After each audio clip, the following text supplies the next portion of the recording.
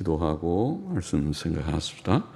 하나님 아버지, 수요일 저녁 저희들이 또 하나님의 말씀 앞에 있사오니 감사합니다. 하나님의 은혜로 저희들이 구약 성경을 읽고 또 이제 맨 마지막 책 마지막 부분을 읽게 하시니 감사합니다. 하나님께서 은혜를 주셔서 읽는 부분의 말씀을 잘 깨닫게 하여 주시고 부족한 종이 바르게 해석할 지혜와 힘을 주시고 또 모두들이 하나님의 말씀을 진지함으로 사모함으로 주님 읽고 듣고 또 깨닫게 하여 주셔서 유익이 있게 하여 주시옵소서. 하나님의 말씀은 우리의 교훈을 위하여 주시고 우리의 유익을 위하여 주셨사오니 의로 교육하게 유익한 말씀이며 우리를 온전케 하는 말씀이라 하셨사오니 하나님의 말씀을 죄하로 읽고 묵상하고 듣고 마음에 새기는 자들마다 온전케 되어 성화를 이루고 하나님을 영화롭게 하고 땅 위에서 의의 길을 걸음으로써 이 험하고 복잡한 시간 가운데서도 하나님의 주시는 큰 평안을 누리며 사는 자들이 다 되게 하여 주시고 영광의 천국에 넉넉히 들어가는 모든 믿음의 식구들이 되게 하여 주옵소서. 이 시간도 하나님의 영, 진리의 영께서 우리 가운데 계셔서 말씀하여 주시기를 소원합니다. 예수 그리스도의 이름으로 기도하옵나이다. 아멘. 자, 말라기 4장 말씀 좀 같이 생각해 보시다. 1절 다시 보시다. 만군의 여호와가 이르노라. 보라, 극렬한 풀무불 같은 날이 이르리니. 극렬한 풀무불은 화로 혹은 작게는 화로 화덕이고 좀 그래도 약하죠. 용광로 하면은 우리가 좀 더 실감이 나죠. 용광로라고 번역할 수 있는 그런 말입니다. 그러니까 그 굉장히 그거는 온도가 높고 거기는 아주 뜨거워서 우리가 접근하기 어렵겠죠. 그래서 극렬한 풀무불 용광로 같은 날이 이르리니 교만한 자와 악을 행하는 자는 다 초계 같을 것이라. 초계라는 말은 밀을 베고 남은 그루터기, 즉 곡식 그루터기 그런 뜻이라고 하고 그냥 영어 성경은 보통 겨 혹은 지푸라기, 우리가 지푸라기 그게 초계가 그런 비슷한 뜻이겠죠. 지푸라기 풀, 마른 풀 같은 거죠. 그래서 그런 거는 불을 붙이면 너무 잘 타죠. 그냥 다 말랐으니까 넣자마자 확 타버릴 것입니다. 초계 같을 것이라. 그 이르는 날이 그들을 살라 그 뿌리와 가지를 남기지 아니할 것이로되. 자, 끝까지 보십시다. 하나님의 심판의 날 극렬한 용광로 같이 심히 두렵고 무서운 날이 올 것이라고 말씀하고 있습니다. 그렇죠? 심판의 날, 구약 성경도 주의 날, 오늘 제목처럼 주의 날, 하나님의 날, 여호와의 날, 그 날을 많이 말하고 있고 그 날은 심판의 날이기도 하고 또 물론 구원과 회복의 날이기도 합니다. 메시아의 오심의 날을 그렇게 묘사합니다. 그럼 메시아의 오심은 주님의 오심이 곧 심판은 아니지만 우리가 지금 경험하는 대로 심판은 아직 주의 재림의 때로 우리가 시간적으로 미루어져 있지만은 그러나 그것은 크게 메시아 시대입니다. 그래서 메시아의 초림, 처음 오심과 메시아의 재림은 두 개의 사건이지만은 그러나 먼 구약에서 쳐다볼 때, 아니 세례 요한 때까지도 쳐다볼 때 그것은 마치 한 사건인 것처럼 메시아의 날입니다. 주의 날로 표현되어 있습니다. 구약의 선지자들의 예언이 그렇죠. 그래서 주의 날은 메시아의 날인 동시에 심판의 날입니다. 메시아께서 사실은 또 심판주이시기도 하죠. 세례 요한도 그러지 않았습니까? 주님을 묘사할 때에 그것은 심판의 주, 불로 자기 타작마당을 정하게 하시는 심판자로 묘사하기도 하면서 또 성령으로 세례를 주시는 구주로 세례를 주시는 성령으로 세례를 주시는 자로 묘사하기도 하였죠. 자, 주의 날, 심판의 날, 그 날이 올 것이다. 마태복음 13장에 보면 주님은 여러 가지 비유를 하시면서 거기에서 곡식과 가라지 비유를 하셨죠. 13장 30절에 보면은 주님께서 곡식을 심었는데 좋은 씨를 뿌렸는데 원수가 주인이 자는 동안에 와서 가라지를 덧뿌리고 갔다. 이렇게 비유를 하셨습니다. 그처럼 하나님께서 교회를, 참된 교회를 세우기 위하여 예수 그리스도의 복음을 통해서 교회를 세우시는데, 그런데 원수가, 사탄이, 마귀가 이 교회 가운데, 교회 안팎으로 말하죠. 교회 안팎 밖에는 원래 마귀의 역사가 강했고 교회 안에도 마귀가 역사해서 이단들을 뿌려놓고 가라지들, 위선자들, 가짜 신자들, 가짜 교인이 신자라고 하기보다 교인들, 가짜 교인들. 그러니까 진정으로 예수님, 하나님을 경외하고 예수님을 구주로 영접하고 또 주의 명령에 복종해서 주님을 주라고 고백하고, 주라고 고백했으면 명령에 순종하는 것이 맞죠.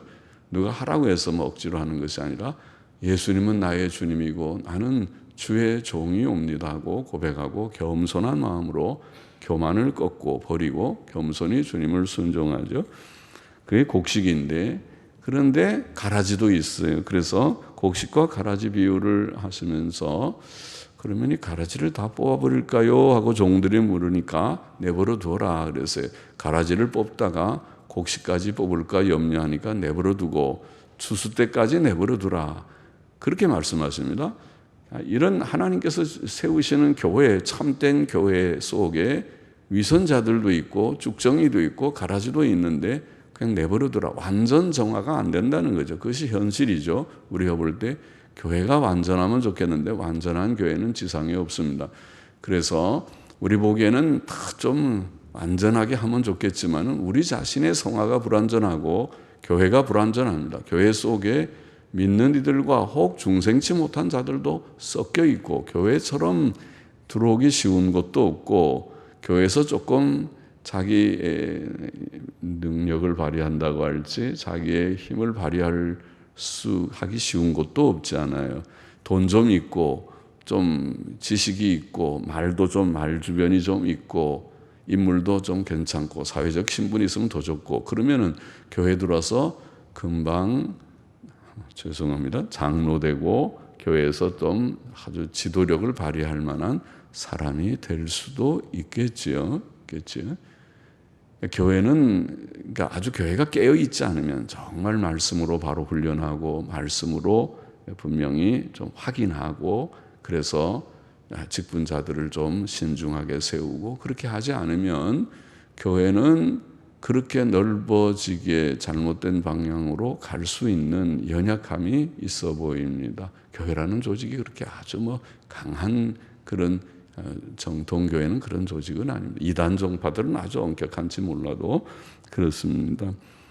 그래서 둘 다 추수 때까지 함께 자라게 두어라. 추수 때에 내가 추수꾼들에게 말하기를 가라지는 먼저 거두어 불사르게 단으로 묶고 곡식은 모아 내 곡간에 넣으라 하리라. 그러니까 마지막 추수 때를 마치 가라지는 다 쓸 데가 없는 거죠. 그러니까 가라지는 모아가지고 그거 어디다 쓰겠습니까? 다 불태워 없애버리라. 괜히 땅만 허비하고 땅의 영양분만 다 받아 먹었습니다. 그래서 가라지는 불태워버린다. 이렇게 표현했습니다. 그것처럼 마지막 날 알 것과 같은 진정한 중생한 신자들은 천국 곳간에 들어가지만은 그렇지 않고 위선자들, 중생치도 못한 자들, 그런 위선적인 가짜 교인들이라고 할지 그런 사람들은 불심판을 피할 수 없다는 거죠. 또 40절에 보면 마태복음 13장입니다. 40절에 보면 그런즉 가라지를 거두어 불사르는 것 같이 세상 끝에도 그러하리라. 그래요. 불이라고 표현했습니다. 심판은 불의 심판. 베드로후서 3장 7절 10절에 보면은 이제 하늘과 땅은 그 동일한 말씀으로 불사르기 위하여 간수하신 바 되어 경건치 아니한 사람들의 심판과 멸망의 날까지 보존하여 두신 것이니라.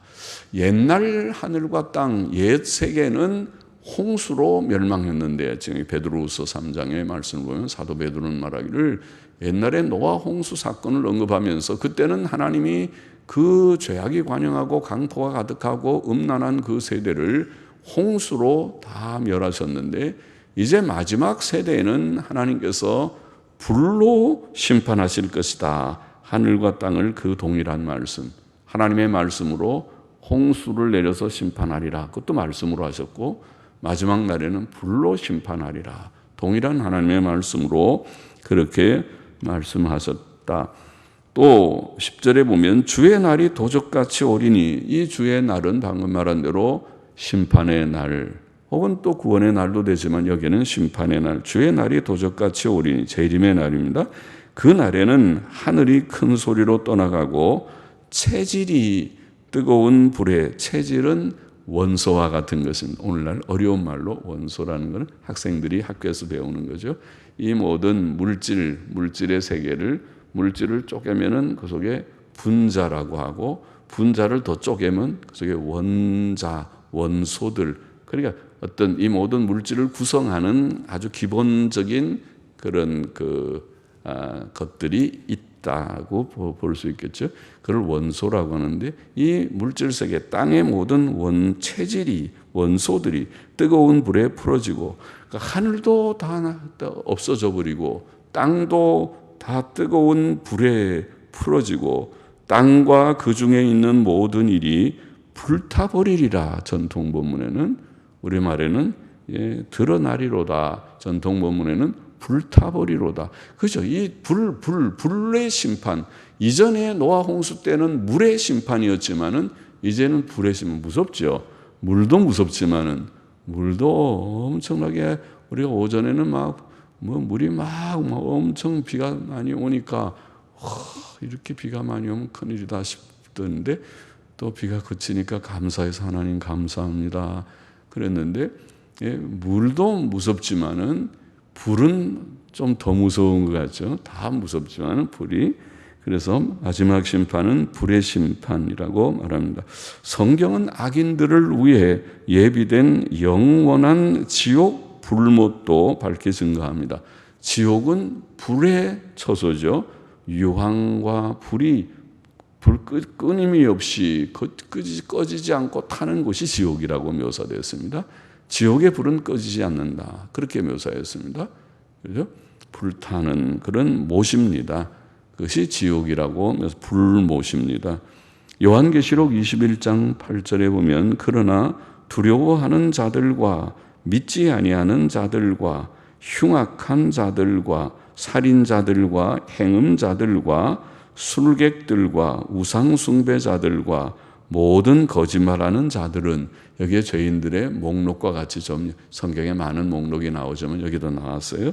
그래서 믿지 않는 자들, 흉악한 자들, 살인자들, 남 죽이는 것을 쉽게 하는 자들, 이제 간음, 행음자들, 술객들, 또 우상숭배자들, 그리고 모든 거짓말하는 자들, 이런 것들은 우리가 멀리해야 되는 악이죠. 그러니까 이게 도덕성이라는 것이, 경건과 도덕성, 하나님을 바로 하나님만 경외하고 우상 섬기지 않고 하나님의 계명대로 도덕적이게 바로 사는, 윤리성이 있는, 도덕성이 있는, 그것이 인간다운 거죠. 그거 없으면 인간이 아니에요. 짐승하고 다를 바가 없죠. 짐승보다 더 못한 거죠. 짐승은 오히려 본능적인 것만 있지, 그렇게 사람처럼 계획적이게 누구를 해치고 그런 거는 잘 아마 못할걸요. 그러나 사람은 악을 행하려면 엄청난 무서운 악들을, 교묘한 악들을 행하지 않습니까? 그래서 그 악을 드러내게 확인하는 것도 어렵죠. 그러니 하나님께서 미워하시죠. 우리는 그렇게 하면 안 됩니다. 경건과 도덕성이 없는 사람은 짐승보다 못하다. 이렇게 알아야 되겠습니다. 그래서 이런 자들, 이런 열거한 이런 자들은 불과 유황으로 타는 못에, 불과 유황으로 타는 못, 그것이 지옥이죠. 불못입니다. 불과 유황으로 타는 못에 참여하리니 이것이 둘째 사망이라. 그럼 사람에게 죄값은 죽음이다. 죽음이죠. 그 죽음은 영적으로 하나님과 분리되는 것, 또 육적으로 죽어서 영육이 분리돼서 무덤에 묻히는 것, 그것도 죽음이지만 둘째 사망이 있다. 그것은 지옥의 죽음입니다. 지옥에 들어가는 것은 타지도 않고 거기는 구더기도 죽지 않고 불도 꺼지지 않는 곳, 그러니까 영원한 고통의 처소를 성경은 말했습니다. 두렵죠. 정말 지옥이 있는가? 예, 우리가 두렵죠. 그러나 성경이 말씀하고 주님 자신이 말씀하고 성경이 밝히 말씀하고 있으니까 믿습니다. 믿어야만 합니다. 마태복음 5장, 마태복음 10장 28절, 마태복음 25장 41절 48절인가 맨 끝 25장 끝에 주님 자신이 밝히 말씀한 지옥의 교리, 그리고 요한계시록 방금 인용한 21장 8절의 교리입니다. 하나님의 심판의 날을 불의 심판, 불, 지옥의 불까지 포함해서 심판의 대상을 오늘 1절 본문은 교만한 자와 악을 행하는 자라고 표현합니다. 간단하게 보이지만은 모든 죄인들의 아주 그 중심을 꿰뚫는 것과 같습니다. 결국 죄인들은 악인들이고 그 악인들의 본질, 그 악의 본질은 교만입니다. 그러죠? 사람이 교만하니까 죄를 짓는 것입니다. 겸손하면 하나님께서 하지 마. 그러면 예, 알겠습니다. 이것 해야지. 바르게 인간은 바르게 살아야지. 예, 그렇게 살겠습니다. 그렇게 할 텐데 교만하니까 하나님께서 하지 마. 그래도 내가 하고 싶은데요. 아예 귀찮게 자꾸 하지 말고 날 간섭하지 마세요. 내버려 두세요. 내가 알아서 다 합니다. 그렇게 하죠. 그 다음에 뭘 해 그래도 아이고 귀찮게 쓰리 자꾸 이것 해라 저것 하라네. 하기 싫어요. 나 안 할 겁니다. 그렇게 하잖아요, 사람이. 그게 전부 교만 때문에 오는 거죠. 사람이 교만하니까 하나님이 하라는 거 하기 싫어하고 하지 말라는 거 내가 좋은데 누가 나를 말리는가. 내가 다 하고 싶은데 내 자유인데 그러고 하잖아요. 교만해서 그래요. 그러나 겸손한 사람은 하나님께서 하지 마세요. 그러면 예, 알겠습니다. 안 해야죠. 인간답게 살아야죠. 예. 또 이것 좀 하세요. 그러면 예, 내가 무엇을 위해 살리까? 주를 위해서 주의 선한 일을 위해 좀 살다가 가야죠. 그게 의미 있고 가치 있는 일이라고 믿습니다. 그리고 할 것입니다. 겸손과 교만이죠. 그래서 여기에 교만한 자와 악을 행하는 자를 심판의 대상으로 말했습니다. 사람은 교만함으로 악을 행합니다. 또 교만하기 때문에 하나님을 대적하고 완악한 말로 대적하고 하나님의 계명들을 거역하는 것입니다. 그러나 하나님의 심판은 매우 철저할 것이다. 그래서 악인들은 초계와 같을 것이다. 아까 말한 초계가 뭐라고요? 지푸라기와 같고 겨와 같으시. 예, 쌀을 겨들을 봤죠? 겨 봅니까? 요새는 많이 볼 수가 없지만은 옛날에 타작을 하면 다 도리깨로 뭐 두들겨서 그 다음에 채 같은 걸로 이렇게 하면은 겨만 다 겨와 알이 이렇게 나누어지지 않습니까? 그러면은 또 겨를 우리가 다 버리고 태우고 그러겠죠. 그 겨와 같이 또 지푸라기와 같이 혹은 그 원어의 뜻대로 곡식 그루터기와 같이 곡식을 베고 남은 그루터기들 오래 지나면 다 말라버리죠. 그걸 불태우면 잘 불을 것입니다. 그것의 뿌리와 가지들이 남지 않는다는 말은 하나님의 심판의 엄위함과 철저함을 증거합니다. 2절, 3절 보십시다. 내 이름을 경외하는 너희에게는 의로운 해가 떠올라서 의로운 해, 우리는 그렇게 번역했고 원문의 뜻은 그냥 의의 해, 해는 태양이죠. 의의 태양, 영어 성경들도 그냥 의라고 하는 명사로 의의 태양, 의의 태양이라고 번역하는데 너희에게는 의의 태양이 떠올라서 그렇게 번역하면 어떨까 싶습니다. 의의 태양이 떠올라서 치료하는 광선을 바라리니 치료하는 광선, 우리는 광선은 빛이죠. 원문에는 그냥 날개 그랬으니까 아마 치료하는 날개 그것이 무엇일까? 마치 어미새가 날개를 펴서 새끼가 아프면 꼭 품에다 품어주듯이 아이고 우리 새끼가 아픈데 일로 와, 내 품에 있어라. 그러고 품으면은 그 새끼 새가 엄마 품에서 좀 있으면서 낫는 그런 걸 가리키는지, 치료하는 날개라 그랬는데 여기는 광선이라 그렇게 우리는 번역을 했습니다. 치료하는 광선을 발하리니 너희가 나가서 외양간에서 나온 송아지 같이 뛰리라. 또 너희가 악인을 밟을 것이니 그들의 나에 정한 날에 너희 발바닥 밑에 재와 같으리라. 만군의 여호와의 말이니라. 자, 하나님의 심판이 악인들에게 엄하게 내릴 것이다. 앞에서 그렇게 금방 언급을 했죠. 초계와 같이 교만한 자와 악을 행하는 자를 초계 지푸라기 같이 다 불태울 것이고 그 뿌리와 가지도 남지 않을 것이다.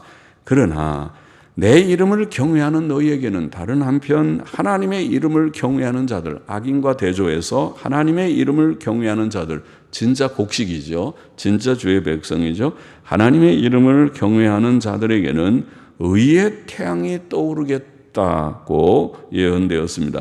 의의 태양은 의를 주는 태양이라는 말이죠. 의를 주는, 우리 인간에게 없는 것이 의잖아요. 우리가 다 죄인이잖아요. 죄성이 있고 우리는 부족한 죄인입니다.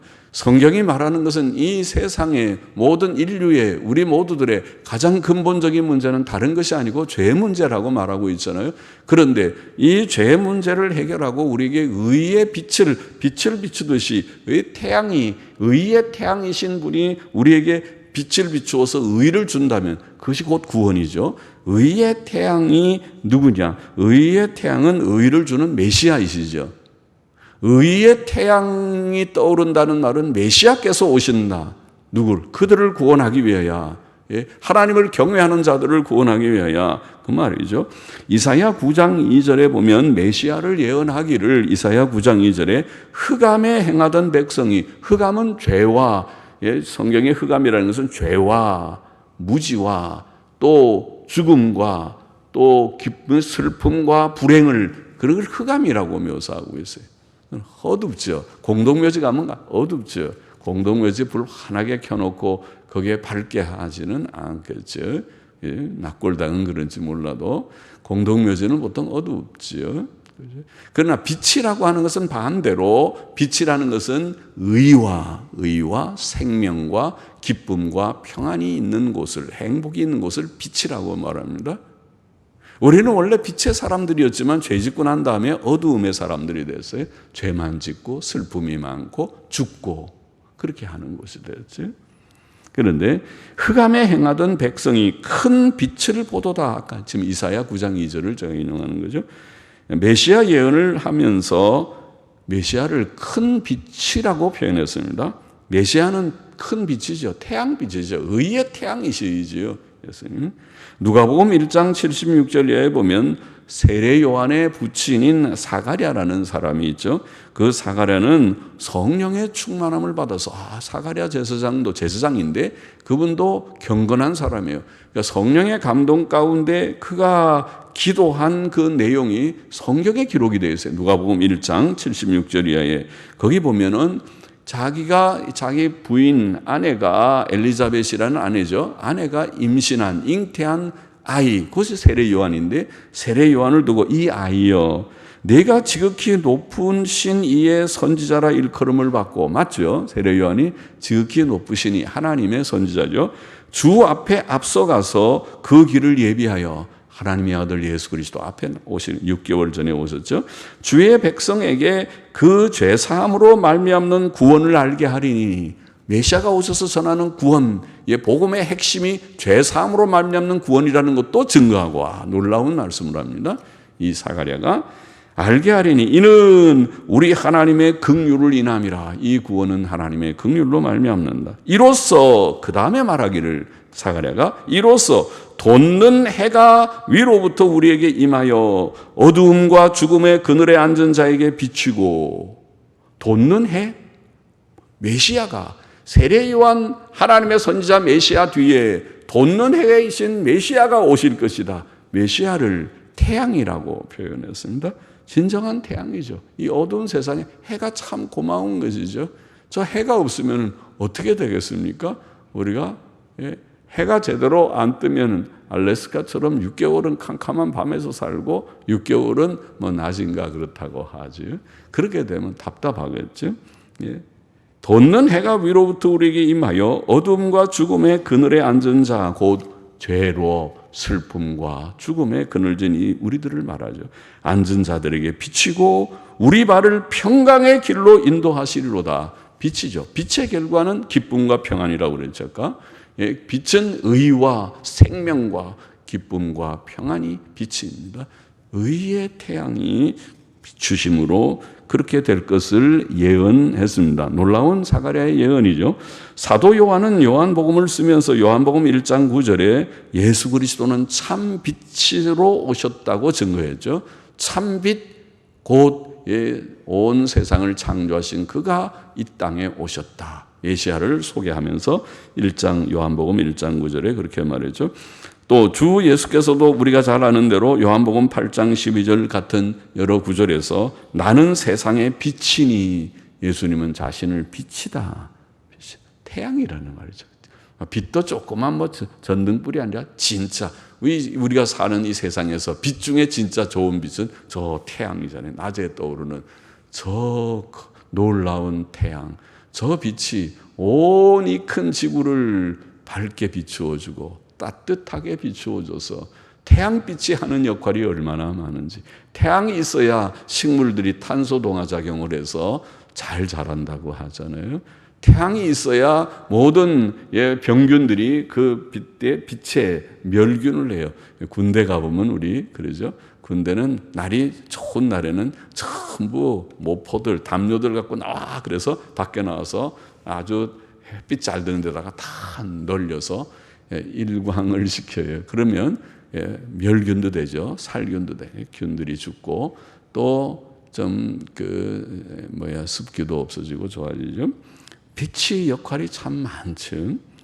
그래서 예수님은 나는 세상의 빛이니 나를 따르는 자는 생명의 빛을 얻으리라. 그 빛은 생명, 영생을 포함하는 것이라고 말씀하셨습니다. 메시아의 사역은 치료하는 빛을 비추는 것이라고 표현됩니다. 치료하는 빛을 바란다는 원어는 방금 말씀드린 대로 그의 날개들로 치료한다. 예수님이 마치 어미새같이 묘사되어 있는 것이 아닌가 싶습니다. 메시아께서 하시는 치료는 죄 문제의 해결을 의미합니다. 그것은 예수 그리스도께서 이루신 대속의 의에 근거해 죄사함과 의롭다 하심을 주는 것을 말한다고 하겠습니다. 그것이 메시아의 구원 사역이며 하나님의 은혜로 예수 그리스도를 믿음으로 구원을 얻는 이치입니다. 로마서 3장 21절 22절에 보면 이제는 율법 외에 하나님의 한 의가 나타났으니 예수님은 의의 태양이죠. 의가 나타났다. 율법 외에 전에는 율법을 지켜서 의롭다함을 받아야 된다고 그렇게 가르쳤는데 율법을 지키지 못하는 다 죄인이기 때문에 이제는 하나님의 아들이 친히 오셔서 의를 이루셨다. 율법 외에 하나님의 한 의가 나타났으니 율법과 선지자들에게 증거를 받은 것이라 고 예수 그리스도를 믿음으로 말미암아 모든 믿는 자에게 미치는 하나님의 의인이 차별이 없느니라. 할렐루야. 놀라운 말씀이죠. 이것이 복음이죠. 우리는 우리의 행위로 우리의 도덕법을 지키는 행위로 주 앞에 실패자요 설 수 없는 부족한 자들일지라도 예수 그리스도께서 이루신 십자가의 의를 믿음으로 구원을 받는 자들이 되었다. 이것이 복음이죠. 그래서 예수 그리스도의 의의 사역은 구원의 사역입니다. 메시아의 구원 사역의 결과로 죄사함과 의롭다 하심을 받은 영혼들은 오늘 본문의 묘사대로 외양간에 갇혀 있다가 풀려난 송아지들이 외양간에 딱 있다가 거기서는 그래도 잘 음식을 먹였겠죠.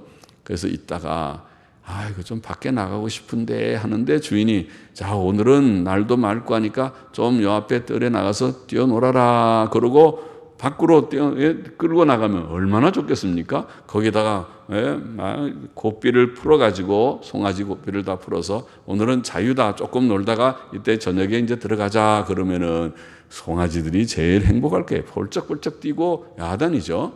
그렇게 하는 모습을 묘사한 것 같죠. 외양간에 송아지들이 기뻐 뛰는 것처럼 기뻐할 것이다.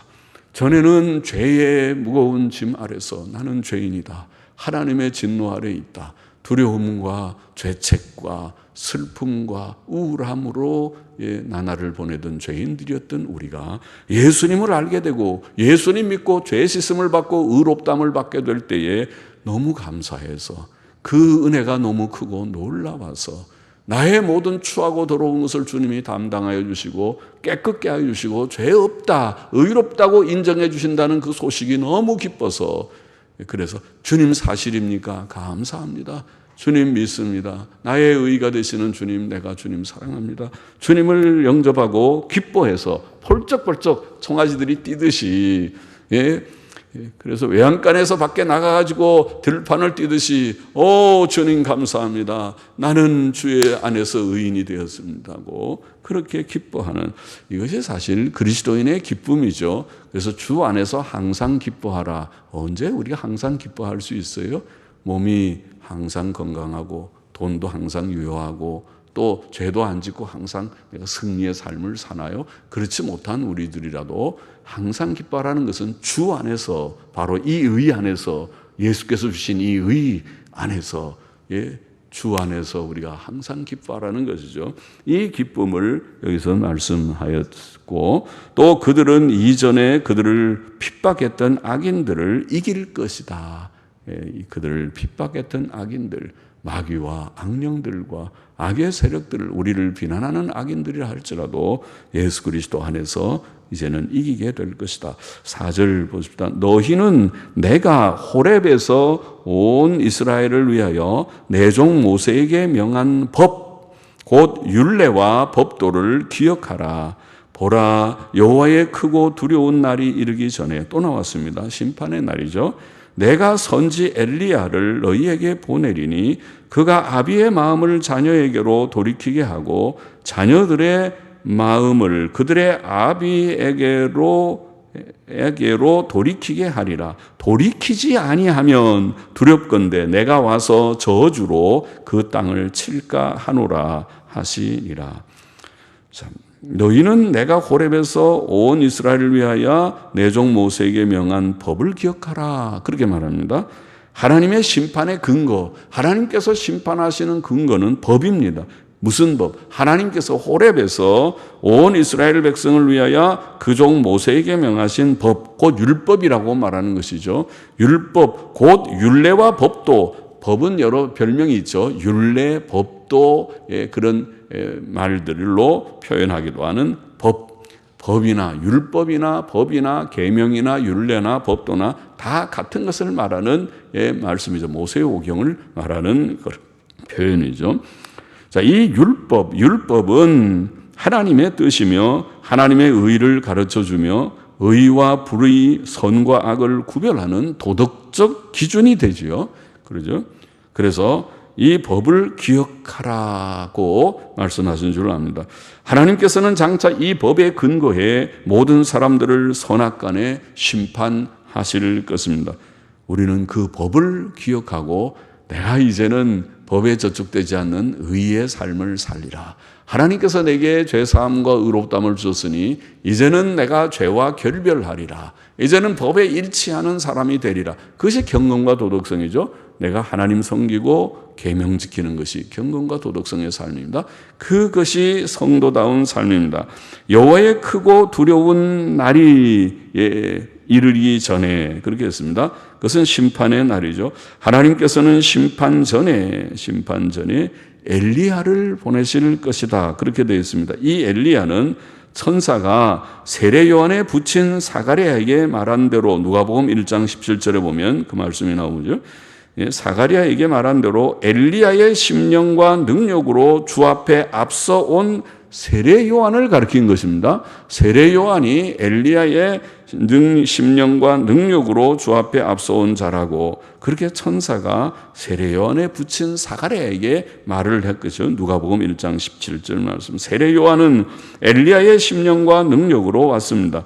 주께서도 세례 요한의 때부터 지금까지 천국은 침노를 당하나니, 세례 요한이 주님보다 6개월 전에 오셨다고 했죠. 그때부터 주님이 사역하는 때까지 천국이 침노를 당하고 있다. 침노하는 자는 빼앗느니라, 이렇게 표현하면서 모든 선지자와 및 율법에 예언한 것이, 곧 구약의 예언이죠. 구약에 예언한 것이 요한까지니, 만일 너희가 즐겨 받을진대 오리라 한 엘리야가 곧 이 사람이니라. 구약에 예언한 것이, 구약의 예언은 주 메시아가 오시기 전에 엘리야를 보내리라, 말라기 끝에 지금 이 예언을 언급하신 것 같은데, 구약의 예언이 요한까지다. 세례 요한이 바로 엘리야다. 요한까지니 너희가 즐겨 받을진대 오리라 한 엘리야. 곧 지금 말라기 4장, 여기 엘리야가 온다고 하는 4장 몇 절인가요? 4장 5절 말씀. 오리라 한 엘리야가 곧 이 사람이니라. 이가 누구예요? 세례 요한이다. 그렇게 주님께서 말씀을 하셨습니다. 세례 요한은 메시아 앞에 와서 엘리야의 사역을 할 것입니다. 그것은 어떤 사역입니까? 여기에 묘사된 것을 보면, 아까 주님이 하신 말씀 제가 인용한 것은 마태복음 11장 12절 이하에 있는 말씀입니다. 그리고 메시아 엘리야의, 메시아 앞에 온 이 엘리야, 세례 요한의 엘리야의 사역이라는 것은 오늘 본문에 보면, 그가 아비들의 마음을 자녀들에게로 돌이키게 하고 자녀들의 마음을 그들의 아비들에게로 돌이키게 하는 사역이라고 표현했습니다. 이 말은 이전에 자기의 자녀들을 돌보지 않고 학대했던 악한 아비들이 그 자녀들을 돌아보는 선한 자들이 되고, 정말 아버지들은 바깥일 바쁘다고 자녀들 잘 살피지 못하는 경우가 많은데, 좋은 아빠는 그 바쁜 틈에서도 관심을 가지고 자녀들이 믿음 생활 잘하는지, 자녀들이 그래도 도덕성이 있는지, 인격성이 있는지, 반듯하게 내 아들 내 딸이 자라는지 살펴야겠죠. 그것이 진짜 좋은 아빠죠. 바빠도 그것이 책임이죠. 부모가 된 책임이죠. 그거 못하면은 좋은 아빠가 아니죠. 그래서 그런 악한 아비들이 그 자녀들을 돌아보는 선한 아비들이 되고, 이전에 아비들의 경건한 교훈을 불순종했던 악한 자녀들도 그렇죠. 아버지가 경건하게 살아라, 도덕성 있게 살아라 말하면 그걸 귀찮게 생각하고 제멋대로 큰 자들, 그러면 나중에 문제가 되죠. 그래서 세상에서 전부 뿔난 삐딱한 그런 인격자들이 돼서 골칫덩어리죠. 어느 단체에 가도 그런 사람 환영받지 못하죠. 그러니까 왜냐하면 인격성이 없고 모나서 그런 것입니다. 인격성이 있고 잘 좀 그렇게 다듬어지면 어디다 갖다 놔도 모든 사람들과 적절하게 그렇게 생활할 수 있고 적응도 잘 할 수 있어요. 사람이 자라난 것이 부족 때문에 그렇죠. 그래서 그걸 말합니다. 악한 자녀들이 그 아비들에게 순종하는 착한 자녀들이 된다. 왜? 이것이 회개지요. 이것이 사람들을 회개시키는 사역입니다. 세례 요한이 와서 이 악한 아비들아 회개하고 좋은 사람들이 되거라, 이 악한 자녀들아 내 회개하고 좋은 자녀들이 되거라, 그렇게 외칠 때 사람들이 다 회개하고 좋은 사람들이 된다는, 그렇죠?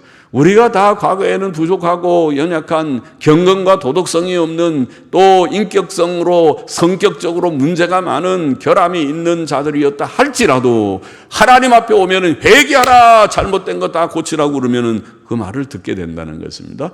그래서 계명에 맞춰서 이제는 하나님 경외하고 성경 읽고 기도하고 또 도덕성 있게 바르게 서로 사이좋게 지나고 착하게 살고 거짓말하지 말고 음란하지 말고 하지 말아라 그러면은 예 하고 응답하고 순응하는 자가 된, 그건 좋은 인격이죠. 그런 좋은 사람, 착한 사람은 어디에나 갖다 놔도 좋은 사람이에요. 어디 갖다 놔도 환영받고, 아유 저런 사람이 꼭 필요해 그럴 거예요. 그렇지 않고 혼자 잘난 척하고 아주 자기 주장만 하는 사람들은 어디 갖다 놔도 미움받을 것입니다. 아유 저런 사람은 상대할 사람이 아니야. 아유 나는 별로 상종 안 할 거야. 나는 그렇게 따돌림을 당할 것이에요. 그러니까 바로 인간다운 사람은 어디에나 존경을 받고 인정을 받고 사랑을 받게 돼 있어요. 그것이. 그게 회개입니다. 회개시키는 사역이 세례 요한의 사역이다. 그래야 메시아가 오실 때 환영하죠. 메시아를 영접하게 될 것입니다. 안 그러는 사람은 메시아를 나중에 저를 십자가에 못 박으소서 하고 외치고 배척하게 되겠죠. 그렇게 되지 않으면, 회개하지 않으면 하나님께서 오셔서 저주로 그 땅을 치실 것이다. 이렇게 경고했습니다. 본장의 교훈을 정리해 보십시다. 첫째로, 하나님의 심판의 날, 극렬한 용광로 같이 심히 두렵고 무서운 날이 올 것이다. 올 것이다. 창조자 하나님은 마지막 날 심판자가 되시는 것이죠. 그때는 모든 사람들, 의인과 악인, 산자와 죽은 자를 다 심판하실 것이다. 성경은 말합니다. 그날에 특히 여기에 심판의 대상을 묘사하기를 교만하고 악한 자들을 심판하리라. 지푸라기와 같이 태우리라. 그 뿌리와 가지가 남김없이 태워질 것이다. 죄와 같이 밟힐 것이다. 그렇게 묘사하였습니다. 우리는 그런 대상이 되지 않기를 원합니다. 하나님 두려워하고 겸손히 하나님의 말씀에 복종하며 사는 참 제자들, 신자들, 백성 되기를 원합니다. 둘째로, 하나님의 이름을 경외하는 자들, 악인들은 이런 심판을 받지만은 반면에 하나님의 이름을 경외하는 자들, 참 택자들이죠. 구원받은 자들에게는 의의 태양이 떠올라서 치료하는 빛을 비추실 것이며 그 빛을 받은 자들은 외양간에서 나온 송아지같이 기뻐 뛸 것이다. 이렇게 말씀했습니다. 좋은 말씀이죠. 구원에 대한 말씀이죠. 예수 그리스도께서는 의의 태양으로 오실 것이다. 예언되어 있고 오셨습니다. 주님은 빛이십니다. 그는 빛으로 세상에 오셨습니다. 그것은 죄인들에게 죄사함과 의롭다함을 주시는 빛입니다. 죄는 어두움이요 의인은 빛입니다. 죽음은 어두움이요 생명은 빛입니다. 슬픔과 불행은 어두움이요 기쁨과 평안은 빛입니다. 예수님은 빛이십니다. 주님 많이 비춰줘서 우리의 마음이 평안하고 기쁘고 의가 넘치고 생명이 넘치고 이 영원한 생명이 내 속에 생명력이 넘쳐서 내 연약한 육신까지도 날마다 새 힘을 얻게 하여 주옵소서. 우리는 예수 그리스도를 믿음으로 이미 죄사함과 의롭다 하심을 얻었습니다. 이것은 사실 굉장히 놀라운 사실입니다. 우리는 늘 연약하지만은 다시 일어나는 것은, 7전팔휘하는 것은 이 의 때문에, 이 생명 때문에. 다시 생각해 보면 나의 의가 되시는 주님 감사합니다. 그러고 일어나는 것입니다. 그렇죠? 하나님께서 우리를 우리의 죄 때문에 징벌하시고 싶어도, 징벌하시려고 매를 들었다가도 예수님 믿고 다시 눈물 콧물 흘리면서 회개하며 주여 나의 의가 되시는 주님만 의지합니다 할 때 하나님 마음이 약해가지고 다 못 때리고 조금만 때려요. 조금만. 진짜 많이 때리면 죽어버리지만은 조금만 다시는 그러지 마. 다시는 그래. 잘해. 인간답게 살아. 사람답게 좀 살아. 사람답게. 시간도 낭비하지 말고 돈도 낭비 너무 하지 말고 바로 잘 살아. 하나님께서 그러시겠죠. 하나님께서 우리 보고. 그래서 우리가 잘못할 때, 엉뚱한 짓을 할 때 하나님이 야단을 치지만 너무 세게 치지 않고 예수님 믿는 진실한 믿음을 가진 자들에게는 조금, 우리가 사랑하는 자녀들을 야단칠 때 죽이려고 칩니까?